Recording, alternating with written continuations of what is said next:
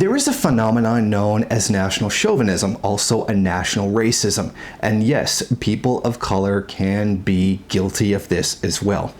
Let me give you a perfect example. Previously, I had an exchange on Twitter with Kimtastic, where she claimed that the DPRK was being racist, and I said, no, here's what monkey means in the context of Asian cultures, as tricksters. So when they called Obama a monkey, they were literally referring to him as someone who was manipulative and deceptive, hence would be a really good way to describe U.S. foreign policy.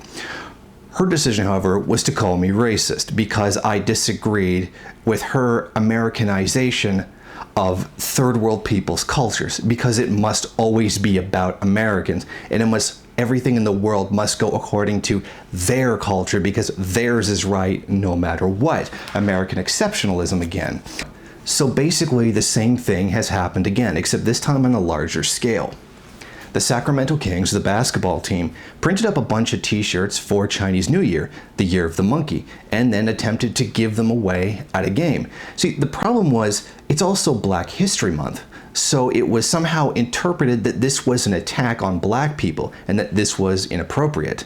Even though the Chinese New Year, and it being the Year of the Monkey, has absolutely nothing to do with African American people.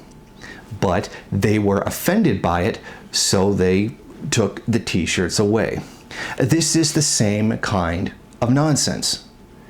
This is essentially a bunch of first world people, and a lot of them who can afford to go to basketball games, particularly ones close enough to get those t-shirts, are essentially claiming that poor peasants and migrant workers in China are oppressing them by celebrating the New Year, their New Year, which has a monkey as its symbol. It's frankly absolutely ridiculous. This is once again an example of Americans projecting their culture onto other people, even if it is African Americans.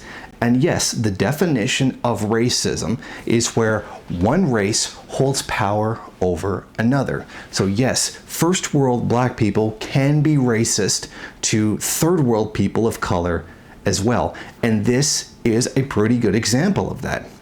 They're claiming that the Chinese calendar, which has nothing to do with them, is somehow oppressing them. This is really not any different than white people claiming that black pride is inherently an attack on them. It's frankly ridiculous.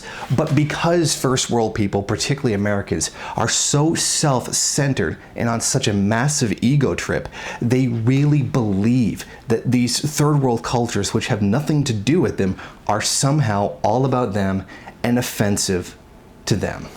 This is just another straight, pure example of that. To the people of the NBA, grow up.